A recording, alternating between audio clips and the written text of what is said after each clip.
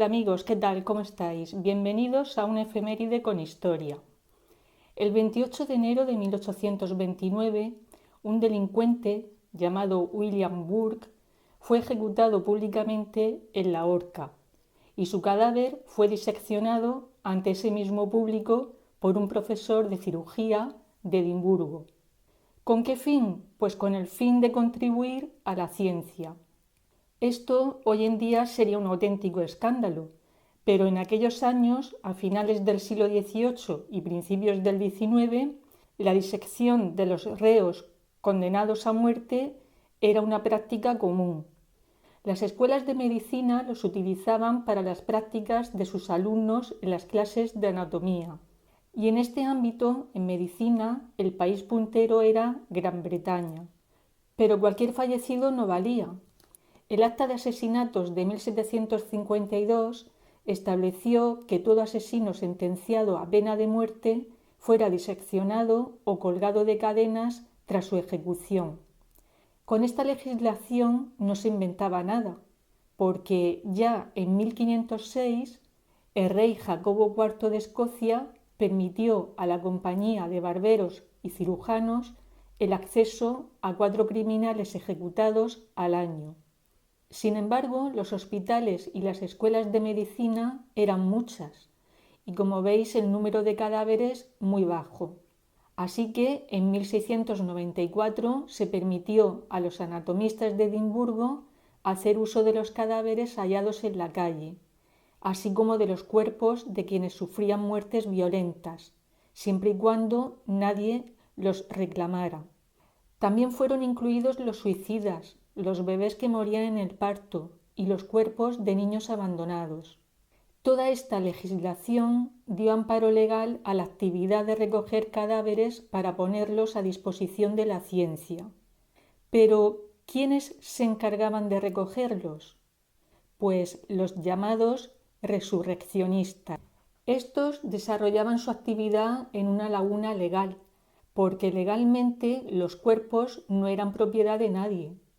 Sin embargo, la revocación del Código Sangriento en 1815 tuvo una consecuencia, y es que con su revocación hubo un menor número de delitos castigados con la muerte, hasta el punto de que la Universidad de Edimburgo ya tan solo podía disponer de 2 o 3 cuerpos al año. Y es en ese momento cuando la actividad sobrepasa los límites de la legalidad y los llamados resurreccionistas se dedican a profanar tumbas. Había muchos intereses de por medio. Para los resurreccionistas era un negocio muy lucrativo. Por un cuerpo podían cobrar hasta 8 guineas y ese dinero les daba para poder vivir bastante bien.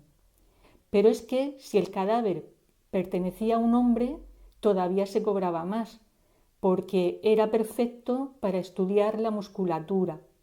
Y ya en lo más alto, por lo que más se cobraba, era si el cadáver presentaba deformidades. En este sentido, el cadáver de Charles Birnen, quien era conocido como el gigante irlandés, alcanzó las 500 libras cuando fue adquirido por un prestigioso anatomista y cirujano escocés.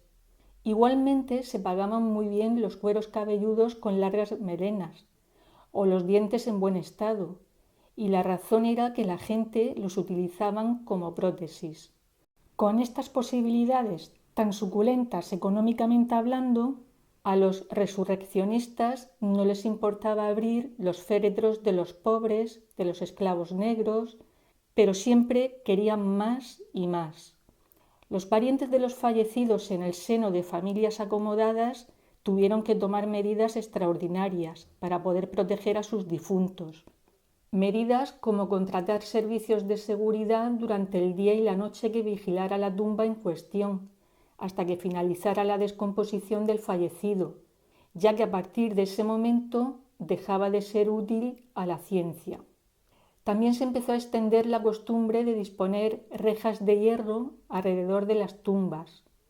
A esa estructura la llamaban morsafes y hoy en día todavía se pueden ver en cementerios de Edimburgo como el de Greyfriars. También se instalaron torres en los cementerios para poder vigilar el recinto de mejor manera. Alguien supo sacar tajada económica de la situación, como Edward Bridgman.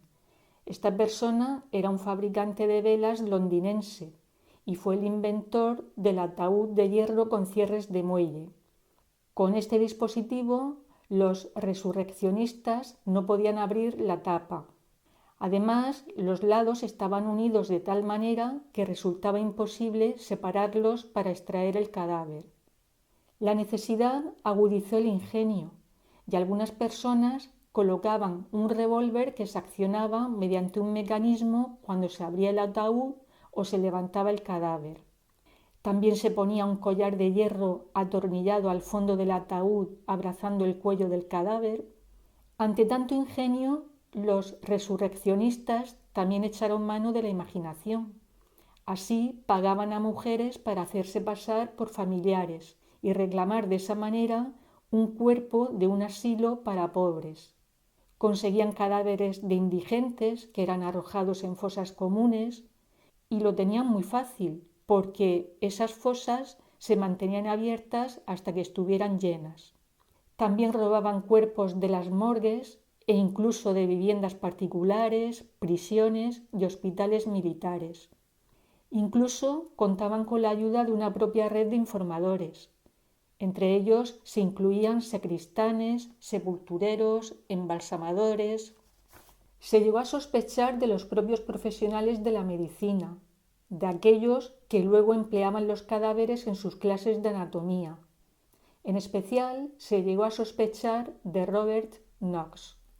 Este era conservador del Museo de Anatomía Comparada de Edimburgo y tenía una escuela privada de anatomía. En noviembre de 1828 ocurrió un hecho, y es que la policía descubrió el cadáver de una tal Mrs. Doherty y lo descubrió en el sótano de la vivienda de Robert Knox, donde impartía sus clases de disección. El cadáver lo había conseguido por 7 libras a través de 2 personas, llamadas William Hart y William Burke. Estos empezaron como proveedores de cadáveres como resurreccionistas, pero la demanda era mucha, tanta como su ambición. Así que para satisfacer ambas cosas comenzaron a asesinar, y Mrs. Doherty fue una de sus víctimas. Los asesinos mataban a sus víctimas sofocándolas con emplastos que apretaban contra su rostro hasta que se asfixiaban. A raíz de estos crímenes se empezó a usar el término burking para hacer referencia a crímenes cometidos por asfixia. Si recordáis, uno de ellos se llamaba William Burke. La policía descubrió que las víctimas estaban ebrias antes de morir, con lo que se supuso que era una técnica empleada por los asesinos para facilitarles la labor. Cuando se supo de la tragedia, la reputación de Knox se vino abajo. De nada sirvió que fuera exculpado, porque realmente no se pudo probar que conociera los crímenes de los asesinos. Después de la ejecución de uno de los asesinos, de William Burke, porque el otro se salvó precisamente por incriminar a Burke, el cadáver fue diseccionado allí mismo por un profesor de anatomía. En el tumulto, la piel de Burke desapareció y pasados unos días se vendían por las calles de Edimburgo carteras y bolsos hechos con su propia piel. Su máscara mortuoria, algunos de estos bolsos y carteras y su esqueleto todavía pueden verse en el Museo de la Facultad de Edimburgo. Robert Knox siguió en su puesto en el museo hasta que tuvo que dimitir por las presiones que soportaba tanto desde el Consejo de la institución como de la Sociedad Civil de Edimburgo. Se marchó a Londres y continuó con su carrera docente e investigadora en varios hospitales de la capital.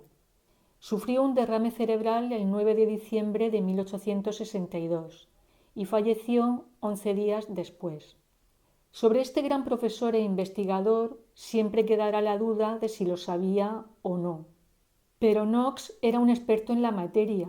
En un principio, cabe pensar que al hacer la disección de los cadáveres sí que podría haber descubierto indicios que le llevara a pensar en la posible causa de la muerte. Pero ya digo, al no tener pruebas contra él, pues siempre va a quedar la duda de si lo sabía o no. En total, Burke y Hart mataron a 16 personas que se iban alojando en la posada de Hart durante 10 meses. La actividad de los resurreccionistas solo terminó con el Acta de Anatomía de 1832, promulgada por el Parlamento de Reino Unido. El acta no prohibía las disecciones ni la apropiación de los cuerpos sin reclamar, pero exigía que todos los anatomistas contaran con un permiso específico de la Secretaría del Interior y unos informes periódicos por parte de unos inspectores del Estado. Eso tuvo una consecuencia inmediata, que fue que muchas escuelas sin permiso cerraran.